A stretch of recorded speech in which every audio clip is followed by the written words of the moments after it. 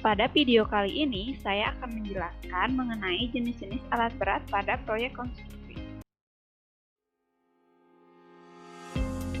Jenis-jenis alat berat pada pekerjaan konstruksi. Topik pada pembahasan kali ini yaitu akan membahas tentang pengertian alat berat, klasifikasi alat berat, klasifikasi fungsional alat berat, klasifikasi operasional alat berat, dan pemilihan alat berat pada proyek konstruksi. Apa itu alat berat?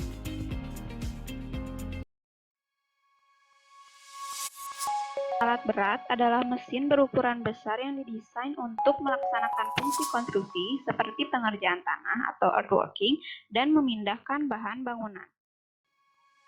Tujuan penggunaan alat-alat berat tersebut untuk memudahkan manusia dalam mengerjakan pekerjaannya, sehingga hasil yang diharapkan dapat tercapai dengan lebih mudah pada waktu yang relatif lebih singkat.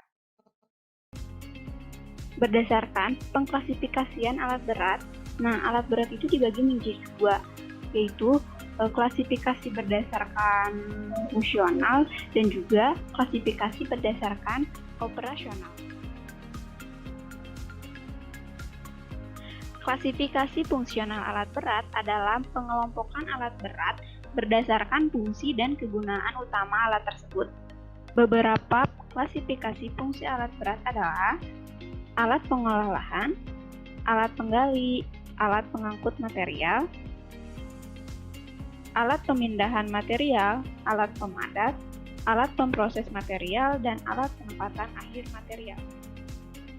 Berikut ini adalah alat berat yang berfungsi sebagai alat pengolahan lahan. Yang pertama ada dozer atau bulldozer, yang kedua ada reaper, yang ketiga ada motor grader.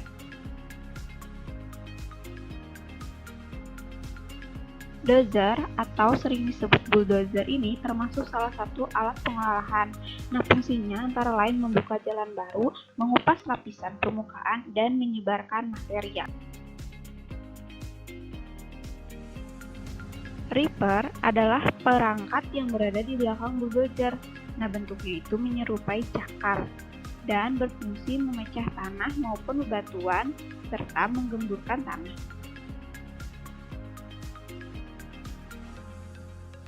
Motor grader merupakan alat kerata yang mempunyai aneka kegunaan.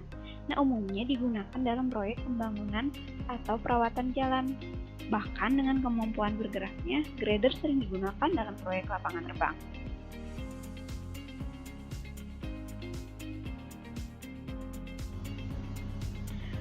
Alat penggali atau biasa juga disebut dengan ekskavator. Yang dimaksud alat gali di sini itu adalah alat berat yang fungsinya itu menggali tanah, baik itu ke bawah maupun ke samping. Tanah hasil galiannya ini biasanya ditimbun di sekitarnya. Bisa pula dimuat ke dalam dump truck seperti video berikut itu untuk diangkut ke tempat lain. Berikut ini adalah contoh alat berat yang berfungsi sebagai alat penggalian. Yang pertama ada dragline, yang kedua ada front shovel, yang ketiga ada clamshell, dan masih banyak lagi jenis-jenis alat berat yang lain. Dragline. Dragline ini digunakan untuk menggali material dan kemudian memindahkan material tersebut ke alat pengangkut seperti truk atau daerah penimbunan. Dragline ini sering ditemukan pada daerah yang membutuhkan penggerukan dengan area yang cukup luas seperti pada pertambangan.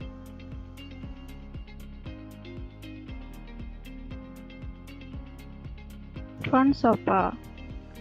Front shovel ini alat yang sangat baik untuk digunakan sebagai alat penggalian tebing gitu, yang letaknya tuh lebih tinggi dari tempat kedudukan alatnya.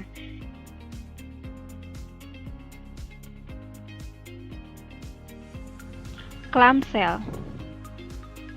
Sebagaimana dragline, clamshell juga merupakan alat penggalian yang bekerja dengan menggunakan sistem kabel. Alat ini digunakan untuk penggalian tanah lepas seperti pasir, kerikil, lumpur, dan sejenisnya.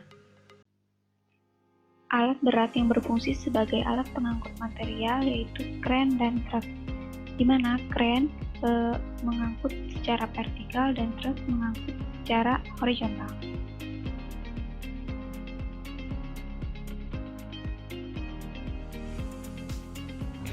Kren merupakan salah satu alat berat yang berfungsi untuk mengangkat dan memindahkan material.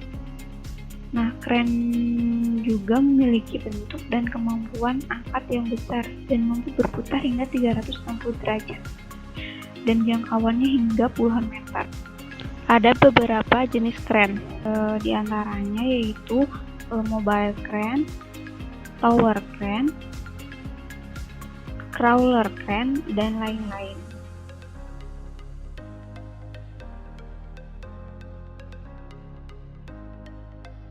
Truk.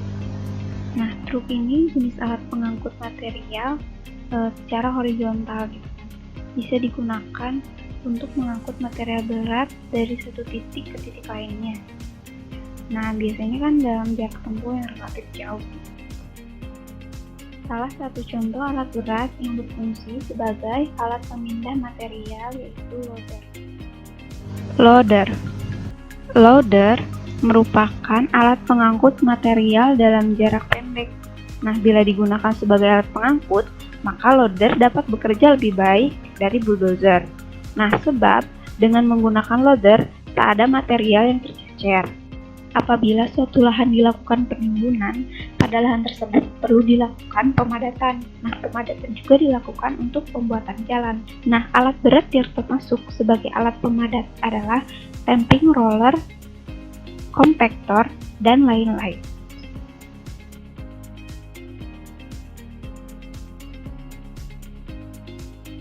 Stamping roller. Nah, jenis alat pemadatan ini mempunyai roda baja yang pada permukaannya terdapat gigi-gigi. Setiap roller atau rodanya mempunyai lebar dan keliling yang bervariasi.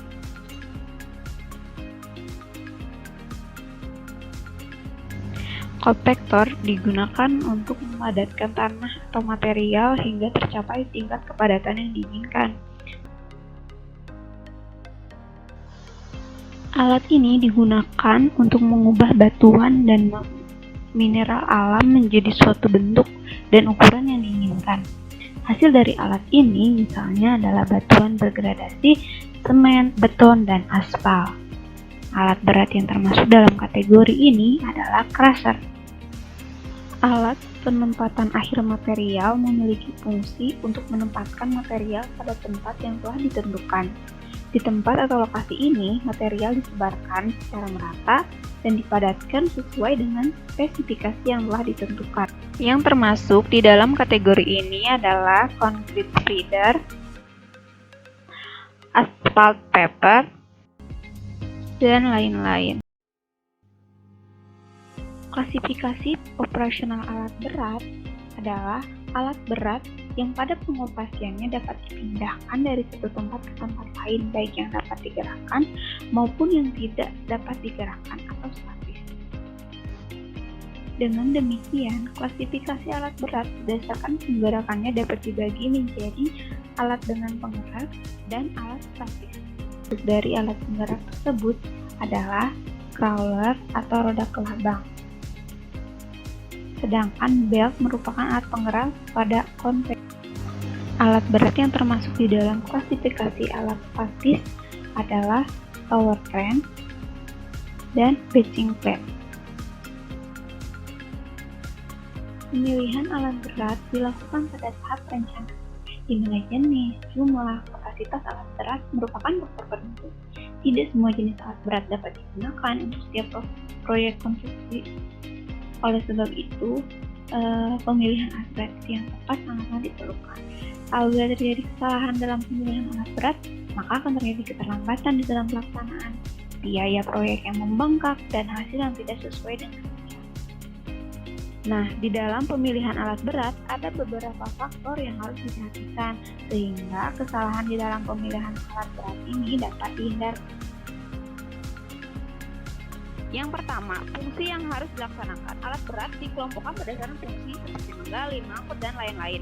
Nah, dengan demikian, pemilihan alat berat harus benar-benar memperhatikan jenis pekerjaan apa yang akan dilakukan. Yang kedua adalah kapasitas alat berat. Kapasitas alat yang dipilih harus sesuai sehingga pekerjaan dapat diselesaikan pada waktu yang telah ditentukan.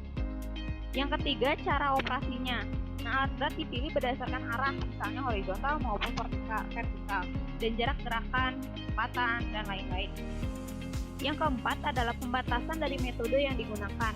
Nah, pembatasan yang mempengaruhi pemilihan alat berat adalah antara lain peraturan lalu lintas, biaya, dan pembongkaran. Yang kelima adalah ekonomi. Selain biaya investasi atau biaya sewa peralatan, biaya operasi dan pemeliharaan juga merupakan faktor penting di dalam pemilihan alat berat. Yang keenam adalah jenis proyek. Ada beberapa jenis proyek yang umumnya menggunakan alat berat. Proyek-proyek tersebut antara lain proyek gedung, pelabuhan, jalan, jembatan, irigasi, bendungan, dan lain-lain. Yang ketujuh adalah lokasi proyek. Nah, lokasi proyek juga merupakan hal yang penting diperhatikan dalam pemilihan alat berat.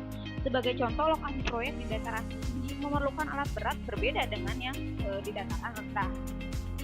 Nah, faktor yang perlu diperhatikan yang kedelapan, jenis dan daya dukung tanah. Jenis tanah di lokasi proyek dan jenis material yang akan dikerjakan dapat mempengaruhi alat berat yang akan dipakai. Faktor pemilihan alat berat yang terakhir adalah kondisi lapangan. Kondisi dengan medan yang sulit dan medan yang relatif baik merupakan faktor lain yang mempengaruhi pemilihan alat berat. Sekian video kali ini, kurang lebihnya mohon maaf. Semoga video ini bermanfaat dan terima kasih.